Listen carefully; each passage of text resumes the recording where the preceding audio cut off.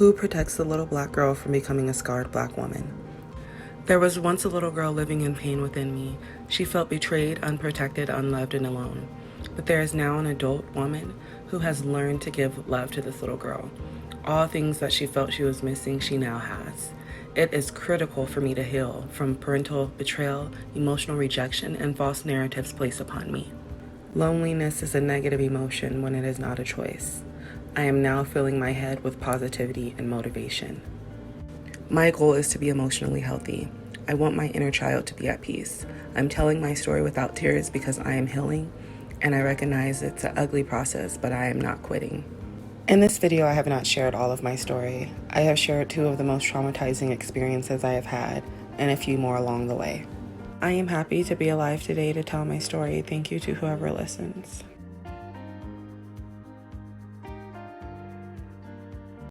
All right, this is a little nerve-wracking, but I am in the process of healing the broken little girl inside of me. I am making this video to shine light on something that is very serious and sinister, that desperately needs attention but doesn't seem to get a lot of attention. I am breaking my silence on childhood sexual, mental, and physical abuse, and I am telling my story about how I am a survivor of all 3.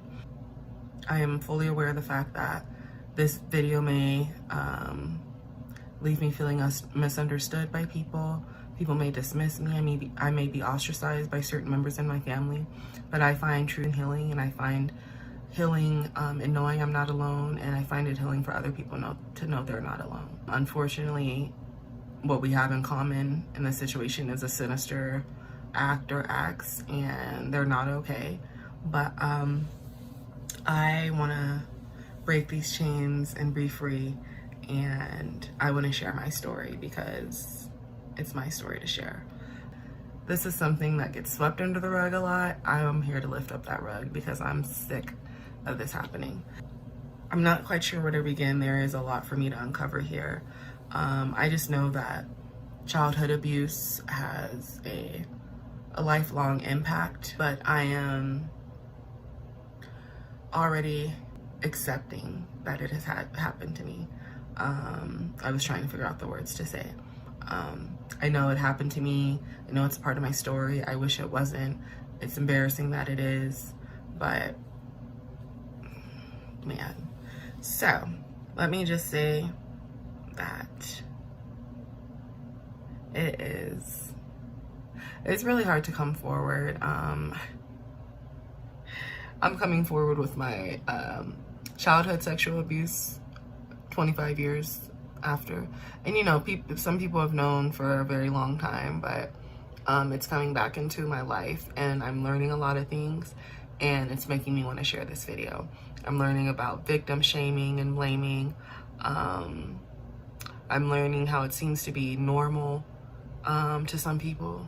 Someone told me that it happens to everybody, so I should just leave it in the past. Yet no, it doesn't happen to everybody, and it shouldn't happen to anybody. It's just a lot of research that I've done, a lot of things I've learned about my family, and yeah. So let me say that this is my story. So you will hear a lot of I and me statements because I am telling my story. I'm also coming from the point of view as a Black woman. So, you know, I am totally aware of the fact that this is a universal issue, but I can only speak from the perspective of a Black woman because that's who I am. And I come from a Black family, so I'll be speaking from, you know, patterns and stereotypes that I've heard from our families. So anyway, let me say this though, because it is a universal topic. I'm in a depression and anxiety group on Facebook, and last week I posted who was sexually abused as a child but didn't come forward till they were adults. I got over 600 reactions and 400 replies, and most of the replies were me, I did, you know, people saying that that's their truth too.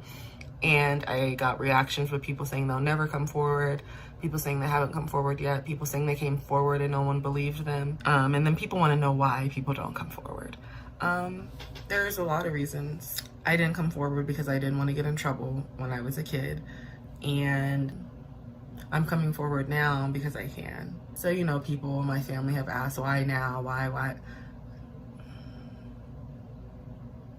because the time is up. Time's up. I lost sense of protection at a very early age. It was evident to me that I was not going to be protected in my family, so I had to protect myself. And you know, some people might automatically just by that statement be like, oh, let's you know, like, oh please, she's just crying out for help. When I was crying out for help, nobody was helping me. I had to help myself. So that right there is me protecting myself. Let me apologize if I make any jokes, because there's nothing funny about this situation. But if you know my personality, you know I'm a natural jokester. Let me apologize for saying a lot. I tend to do that. If you have felt abused by me when we were children, I apologize. If you have felt abused by me while you were a child and I was an adult, I apologize. If you have felt abused by me with us both being adults, I apologize. But if you felt abused by me when I was a child and you were an adult, I'm calling bullshit. You know, because I'm not seeing where that matches up. So, it was brought to my attention recently, and I'm starting off with this because this right here it put things into perspective for me, and it's one of the main reasons I'm coming forward and making this video. I made a video the other day, a quick snip saying, who protects a little black girl from becoming a scarred black woman?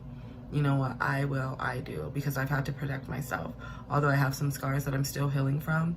If it wasn't for me, I wouldn't be here, because there was another voice inside of me telling me to check out, but my you know, belief in myself kept me going. My will to want to protect other people kept me going. So anyway, my aunt, who has been an adult since I was born, was telling me a story, and she was like laughing about it, and she was like, do you remember when your uncle threw a brick at you?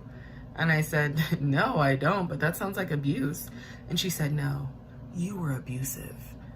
And, you know, I went into a state of hysteria because I had a panic attack, because I was just like, you said I was 12 years old? I'm sorry, I'm not understanding. My uncle was a grown-ass man, a grown-ass man.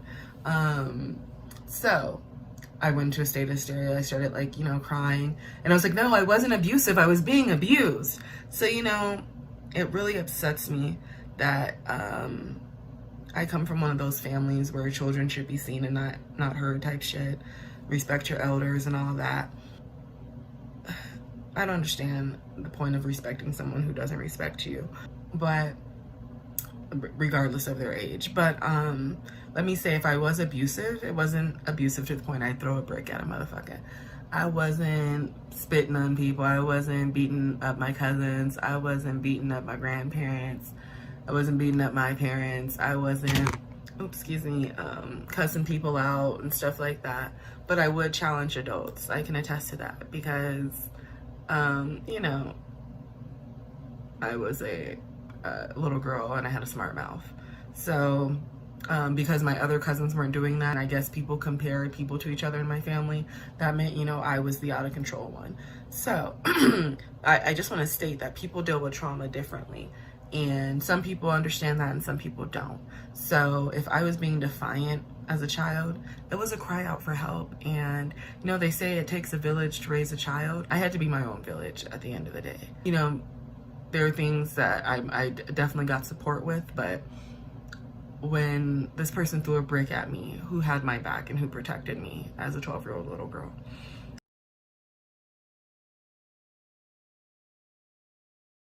I recall a time, you know, this is an example of what type of child I was. My dad told me to shut up, and I said, you shut up. And he gave me a bloody nose and busted my lip. But, you know, which was a traumatic in itself. But, like, I would never not get punished if I was talking back to an adult. There was a point in time where I wasn't allowing my stepdad to put his hands on me anymore, so I would fight back, and that was later in my teen years. And it's like, okay, I see my village can discipline me, but when I need love and affection, where is this village? When I need, you know, positive attention, where is this village? So it's things like that, you know, that I'm working on when it comes to healing the little girl inside of me. So at 6 years old, I was molested by a male family member who was 10 years older than me.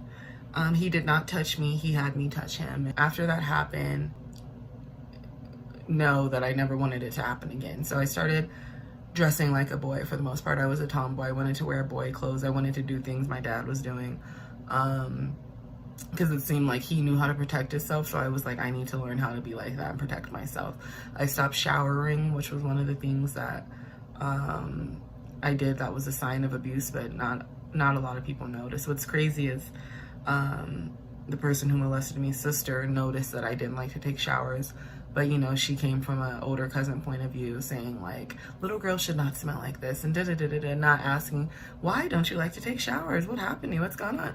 The one person who did notice closely was my fraternal grandmother, and she took me to the doctor. And I didn't know why she was taking me to the doctor. But like 10 years ago, she told me why she took me to the doctor. She thought I had been raped or molested, and once the doctor confirmed that I hadn't been, then, you know, she thought it was all good. But I remember her taking me to the doctor, and when I found out the doctor had to check me down below, I threw a tantrum. I didn't want to be touched. I didn't want to be naked, and that was a clear sign of trauma right there. But since it confirmed that I wasn't, I had no vaginal trauma or what have you, she thought everything was good. But she never asked me, you know, why don't you like to take showers? What's going on? Da, da, da, da. I come from a family where, like, people age out of favoritism. So I had, you know, just been like the light of people's lives, and then people like disappeared. So I'm like, okay, now I got to learn how to be my own favorite person at an early, like, and I was the only child too. But my mom remarried, or my mom got married to my stepdad, and my real dad had another baby. So I was just lost in the sauce, and they didn't know how to co-parent. They were young. I try to give them the benefit of the doubt, especially when it comes to how they were raised. But there's just right and wrong, and there's just, like, I don't understand it. But I'm learning on how to break generational curses, in particular when it comes to my little uncle, who's the closest child to me. So I make sure I check on him and ask him, and let him know to tell me and things like that. So when I was 9 years old, you know, I had already lost the sense of protection. But I remember my stepdad, I must have been talking back or being smart, which was a big no-no in the Black community in general. So you can get ostracized as a child if you're the smart mouth child. So my stepdad put me outside the house with no shoes. We lived on like Melrose and Martell, and it was like late at night, midnight. And at this point, I was just like, and it really breaks my heart. You know, my heart breaks for the little Black girl inside of me, because it's like, Lord, man, I couldn't imagine the little Black girls that I love so much going through what I went through at 9 years old. So at this point, you know, I'm just a little ruffian, and I just run off. And we lived on Melrose and Martell, as I said, and my godmom lived off of like Wilshire and La Cienega. I ran to her house, and I just ran. It seems like a scene from like a 90s movie. I remember, like, it was late at night, so I'm assuming they were prostitutes, you know, asking me if I'm okay, and I just didn't talk to anybody. I just kept running. And that right there is traumatic in itself, because nothing happened to me, thank goodness, but something could have happened to me. I'm just thankful it didn't. But like the fact that I felt the need to run and didn't feel protected enough not to leave. So I ended up at my godmom's house, woke her up banging on the door, and my parents came and picked me up. And I remember me getting in my car, and I'm scared that, you know, I'm gonna get a whooping or whatever. But I remember the first thing my mom did was make a joke. And it hurts me that she, like, her first reaction was, don't ever do that to me, don't ever leave me, like I feel like a mom would do. Her thing was, well, you better not complain about walking ever again, because you are walking something.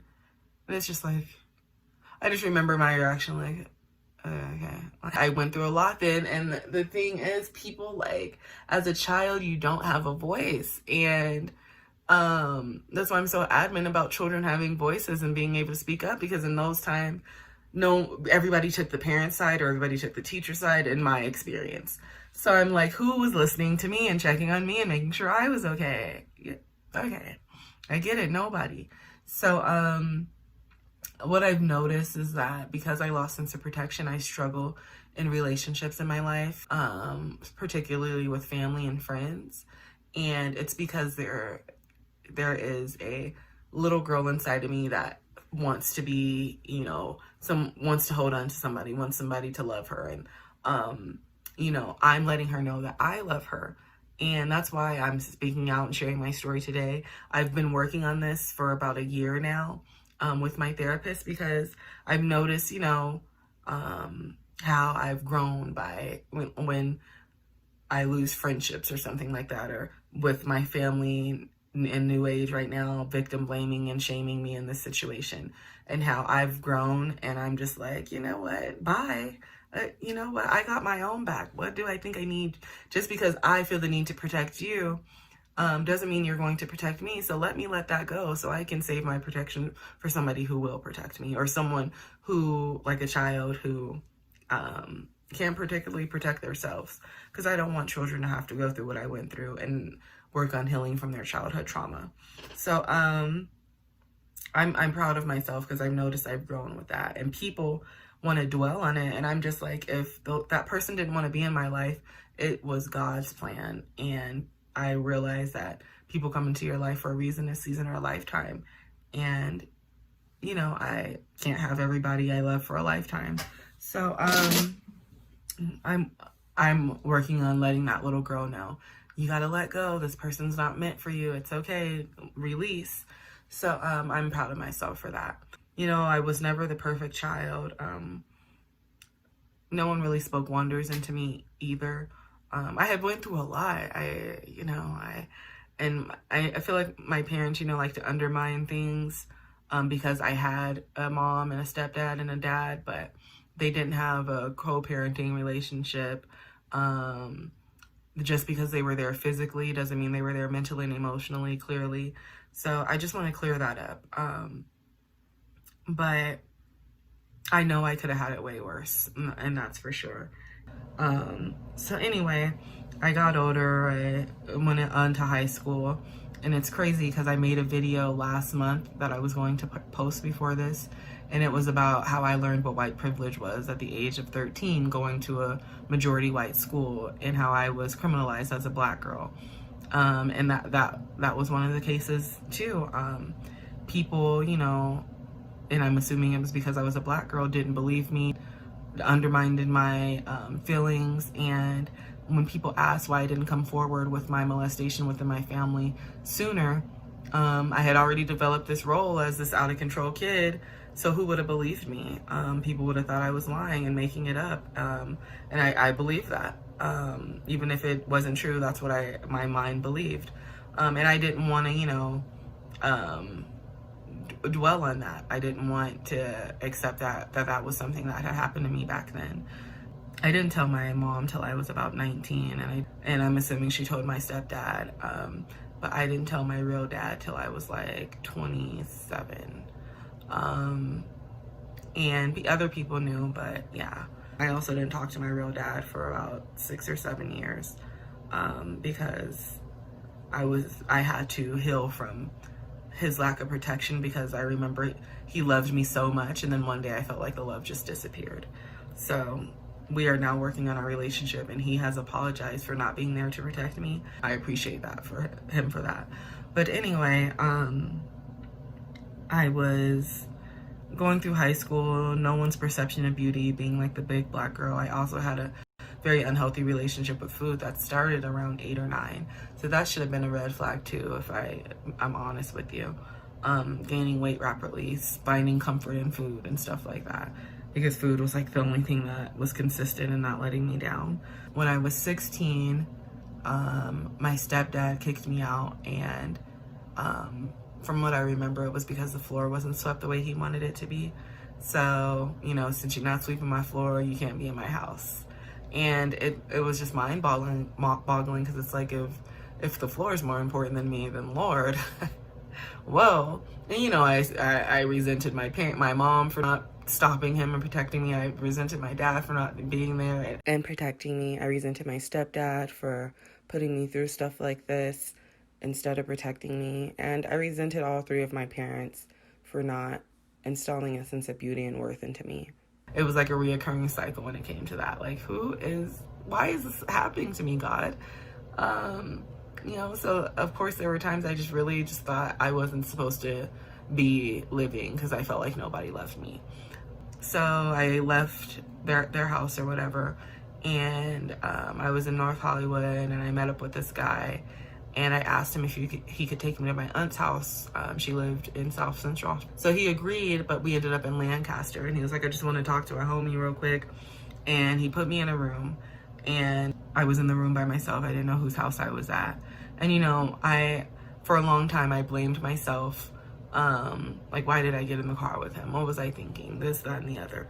I don't know, maybe it was because I, didn't deserve better. I didn't know my worth or anything like that because no one was teaching me. So when people, victim blame girls who get in a situation with predators, especially like R. Kelly, you don't know what those girls are experiencing. So I got into the car with this guy, completely unaware that something bad could happen, completely oblivious to the fact. And I ended up in Lancaster, which, if you're from LA, you know how far that is from North Hollywood or what have you.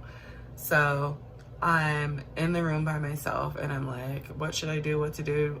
I'm scared to run out. I'm scared to scream. I don't know whose house I'm at. I don't know what's going on. Like, what if I get gang raped or something? All these thoughts are coming into my head. He comes in the room late at night, and he gets on top of me and proceeds to have sex with me, and I didn't stop him because I was scared.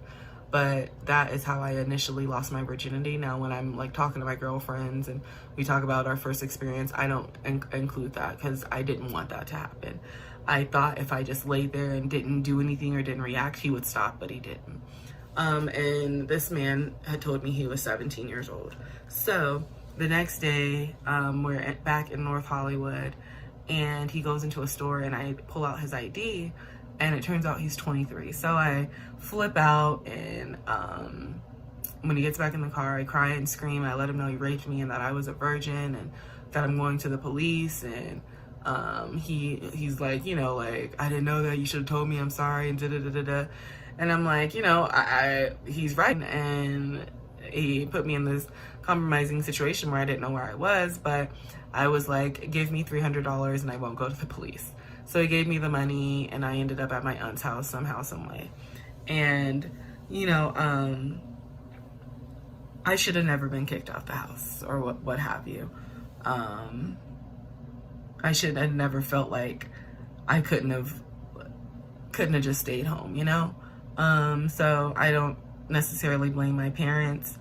I don't know who to blame in this situation, but for a long time I blamed myself, and it ate me up inside. To the point where I started self-harming.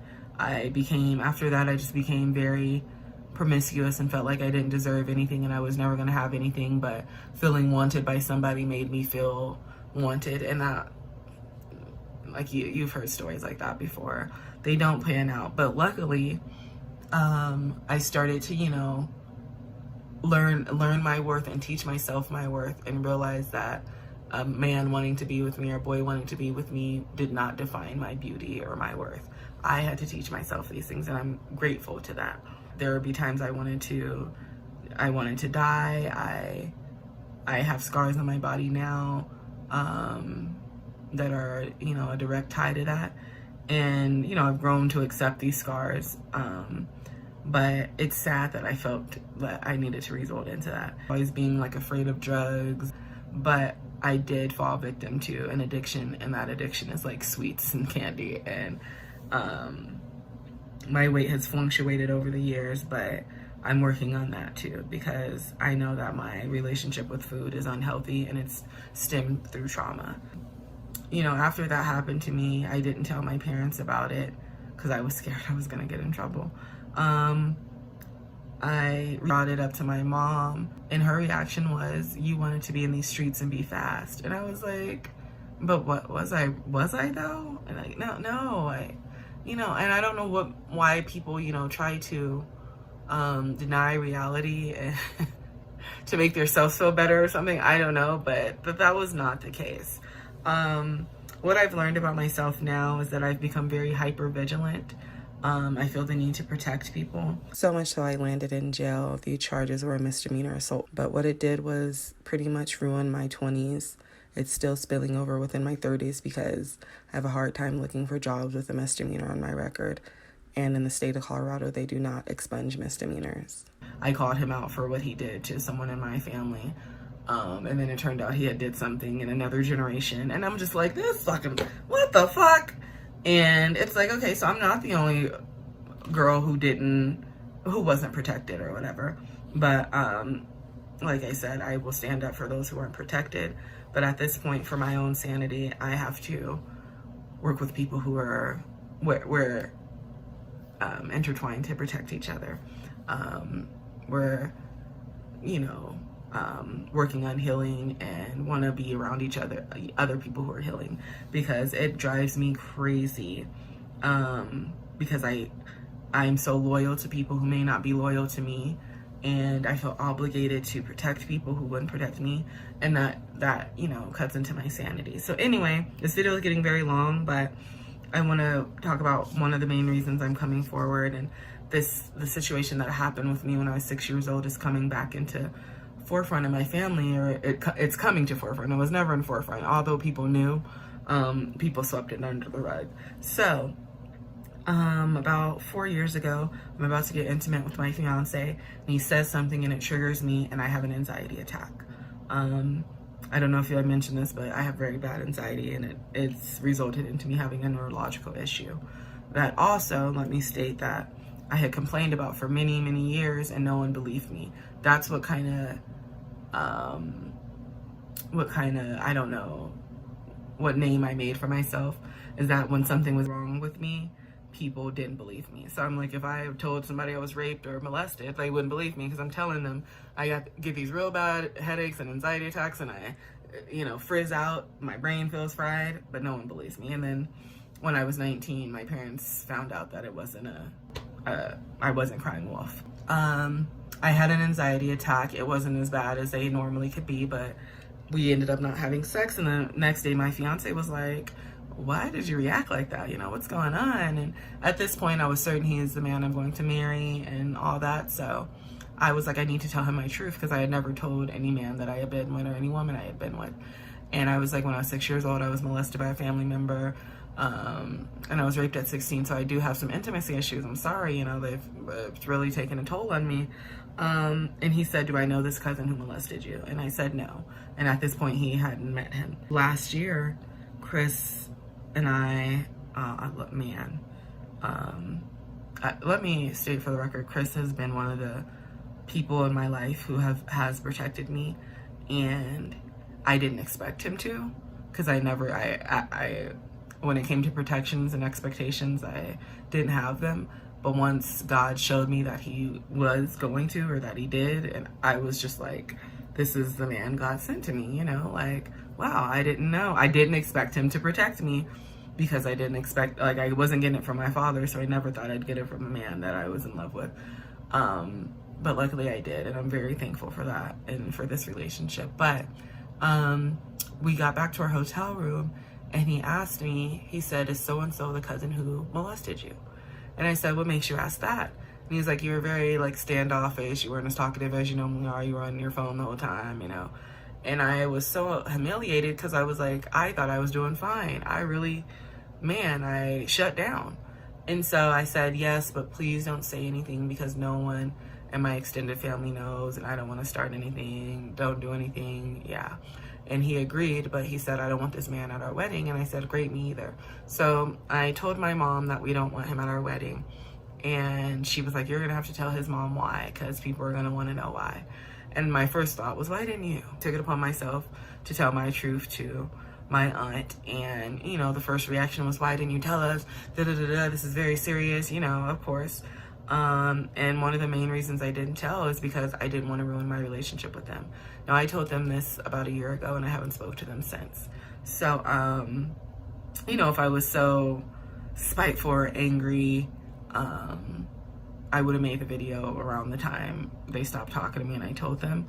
But around 10 days ago, I ended up being a victim of victim shaming and blaming within my family. So about a month ago, I told another aunt what happened, because I asked her how my other aunt was doing, and she wanted to know why we haven't talked. So I told her, and she suggested I tell the person who molested me's sister. So I told her, and I said, I hope this doesn't, you know, affect our relationship, but I don't know. Part of me can understand why, because that is her little brother or what have you, but I don't know. The first thing she did was minimize the abuse. She said, well, if you were 6, he was what, 8 or 9? And I said, no, he's 10 years older than me. So yeah. And then she tried to, you know, shut down my voice by saying, well, I'm sorry it happened to you. Just don't tell anyone else in the family, because, you know, it can stir the pot, or it could start some drama. And I was like, I mean, at this point, a lot of people knew, but nobody was gonna do anything. It gets swept. It's like, it happened a long time ago. It happened in the past. So they don't know how it's affected my life for the last 25 years. I seen her about 10 days ago, and she wasn't as talkative as she normally is around me. So I was like, oh, great, you know. So the next day she called me and she said, I'm really upset with you. And that put me in defense mode. And I'm like, upset with me for what? What did I do to you? And she was like, I can't believe that after all this time, you want to come forward now that you're getting married. You feel the need to tell people what happened to you because you're getting married. And she kept saying that, and I was like, okay. And I went into defense mode, and I said, first of all, I'm the victim here, so I don't appreciate the way you're coming at me. And she's like, and I'm like talking and going off, and she's like, are you gonna be a big girl and listen? And at this point, I felt like she was antagonizing me. And I said, I'm a grown woman, so you're not gonna talk to me like I'm a little girl. And she was like, oh, well, since you're a grown woman, we can handle this like grown women, you know, right? So she was like, you know, it was a threat. And she's flying off at the mouth and stuff. And I'm like, you know what am I, click. So I hang up, and I'm like, wow, this is why people don't come forward. They don't want to be blamed. They don't want to, you know, separate the family. They don't want to be ostracized. But then I had to come to reality, like, what role do you play in your family? Hasn't this always been, you know, the role you play, like the ostracized child, the one who tries to keep people together, but it doesn't always work out. The one who tries to protect everyone, but who's protecting you? And it's like, you know what, at this point, I have to protect myself. And I'm going to move on, and because I'm brave, but I wanted to tell my story. But it's things like that, why people don't come forward. You know, they're scared, they avoid it, they don't want to cause separation within the family. They're worried about, you know, how people might dismiss it. There's a lot that I can, you know, attest to why people might not come. You know, I've had trouble like overcoming these thoughts in many aspects as far as what happened to me, what my family didn't do, or how they reacted, how they dismissed it. I'm working on healing from my unhealthy problems I've acquired over the years. But I wanted to come forward and tell my story, because this is a form of me healing the little 6-year-old girl who lost sense of protection. This is me protecting her. It's my story. This video is a lot longer than I wanted it to be. I am still here, and I am still standing, and I am still strong, and I have so much belief in a growing amount of confidence within myself, because I am a survivor and I didn't check out. I have overcome a lot of things that some people don't overcome. So I believe in myself. I'm proud of myself. Again, I'm interested in connecting with people who are also in a healing process and or need help. I'm a listening ear. If you listen to my video, thank you. If people, you know, are shocked that I didn't tell them, it's a really hard thing to tell and come forward with. Even this, I'm like, do I want everybody to know this?